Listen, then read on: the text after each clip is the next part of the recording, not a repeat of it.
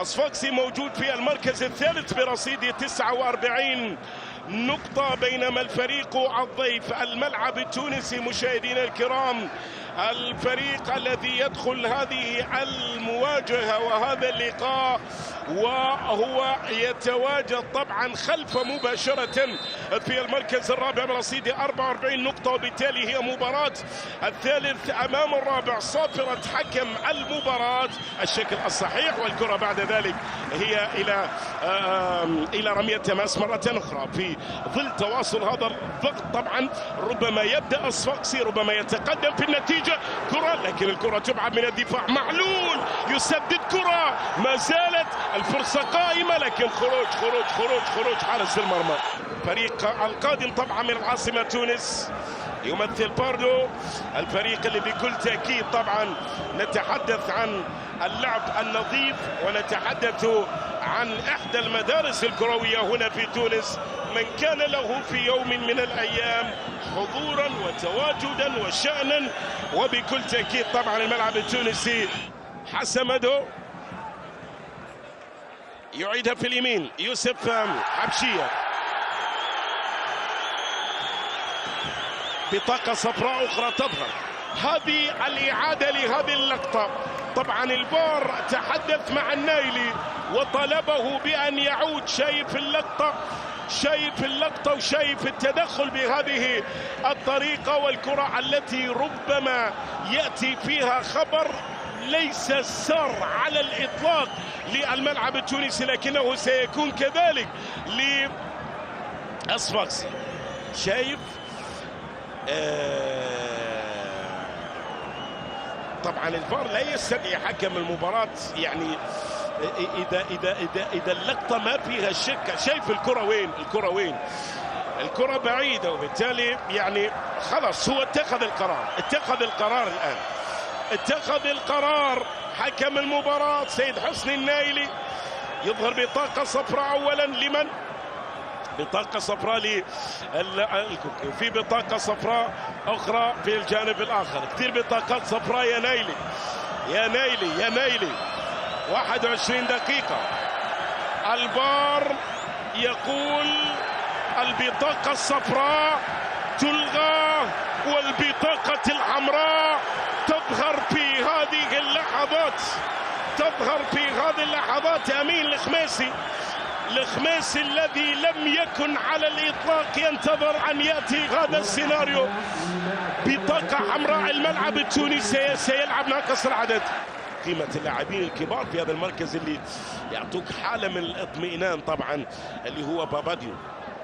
جمال موتيابا يرسل كرة عالية وطويلة، والكرة إلى خارج أرضية الملعب، ركنية إلى خارج أرضية الملعب، ركلة ركنية للصفاقسي.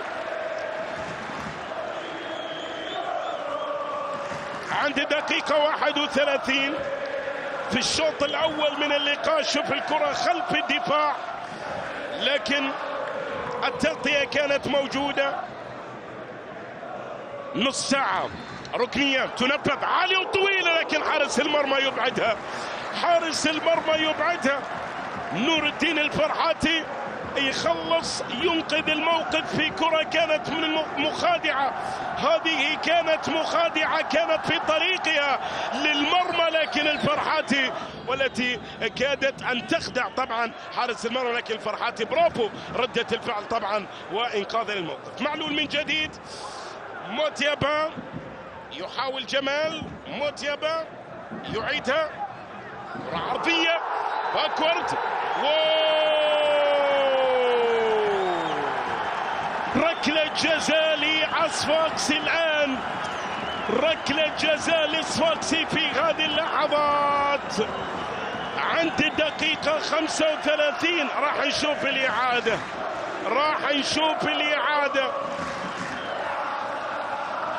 هذه هي الإعادة. حكم المباراة كان قريب جدا، وبالتالي عند الدقيقة 38 بن علي يتقدم. الله، قلعة الصفاقسي حين يسجل لا يحتفل وحده بل تحتفل معه مدينة كاملة تؤمن بأنه وجد ليكون كبير، ليكون كبير. 1-0 لقلعة الأجداد. الصفاقسي يتقدم في نتيجة المباراة عن طريق عمر بن علي، يسجل الهدف الأول، وهذا الصوت يصل من ملعب الطيب المهيري. 1-0. نعم مشاهدينا الكرام، بهذه الطريقة تقدم بن علي وسجل الهدف الأول للصفاقسي.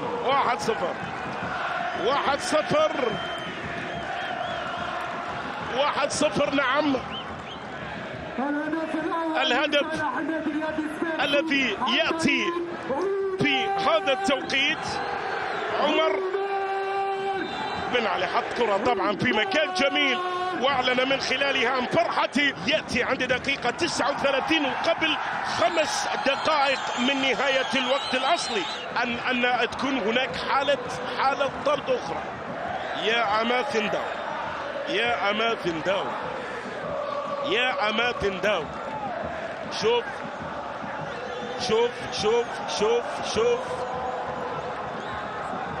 يعني في السابق هذه تعدي، في السابق هذه تمر، لكننا في زمن الفار. يا أماثن داو، تدخل غير مسؤول بهذه الطريقة وفي ظل الوضعية طبعا التي يعيشها فريقه والتي يلعب بها الملعب التونسي. هات ما لديك، هات ما لديك، هات ما لديك. النايلي ما فيها شيء. يا أماثن داو، هدي يا أماثن داو. حاول الصفاقسي أن يسجل طبعا قبل يعني أن يضيف هدف ثاني، لكن صبرت حسني النايلي. شكرا. هذه الإعادة لهذه الكرة، يعني هو كان يحاول طبعا أن مونديكو طرابلسي، دربالي يحاول، طرابلسي تمريرة والتسديدة لكنها بعيدة حسمدو، بعيدة من حسمدو.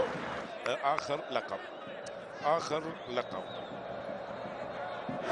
مشهد ومنظر كهذا، هذه الجماهير اللي في يوم 28 مايو القادم الذي لا يعتبر تاريخا عاديا، كان اللحظة التي تشكلت فيها ملامح الهوية، اللحظة التي ولد فيها كيان اسمه النادي الرياضي الصفاقسي، سنوات من الإنجازات والعراقة والتاريخ التي يصعب حصرها في السجلات. قلعة الأجداد، القلب الذي يخفق بالأبيض والأسود. أنت أمام كل هذه الصور الجميلة التي تصل من صفاقس مشاهدينا الكرام.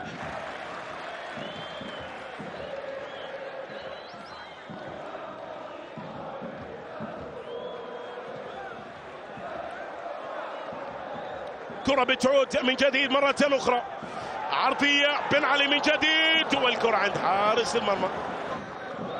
هذه الإعادة طبعا لهذه الكرة ولهذه المحاولة. كرة إلى رمية تماس، تتحول 1-0 تبقى وتستمر في هذه المواجهة.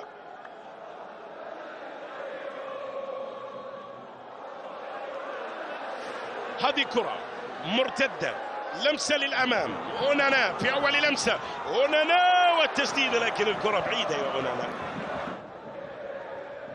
دحمان